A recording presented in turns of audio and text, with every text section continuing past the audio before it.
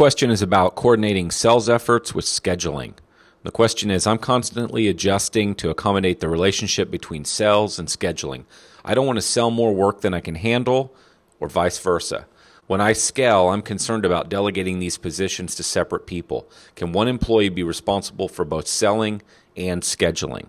No, I don't believe so. Maybe very early on. However, if you have a really great salesperson, you want to have them sell all the time. You don't want to bog them down with anything else. You want to let them run and work in their unique ability and do that thing that they're very best at. It's hard to find great salespeople, so you don't want to limit this person from selling. You want to have them doing as much of that as possible because it's difficult to find more great selling people. You can find people to schedule. The other thing too is when you're going to scale, you're probably going to have more than one salesperson. And so the idea that you're going to have just one salesperson as you scale and that same person could schedule, I've not seen that play out. You're going to need more than one salesperson. I think these are two different positions. Even when you're small, I think it's two different positions personally. A salesperson is more expensive than a scheduling person, so let the salesperson sell, find somebody to schedule. But they need to work as a team and they need to communicate and they need to talk to each other.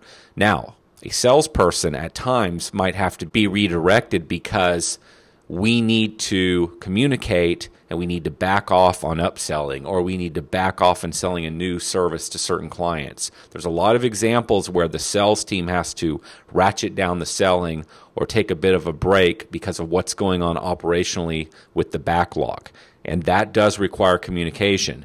And a consideration is, how are you compensating your sales team so that when you have to do such a thing, you don't put them in a situation where they can't make any money and they possibly have to leave your company. But the two positions must talk, must communicate, must be aligned, and it's very legitimate that the sales team at times has to back down so that scheduling and operations can keep up, so that you don't create too big of a backlog and let down your clients.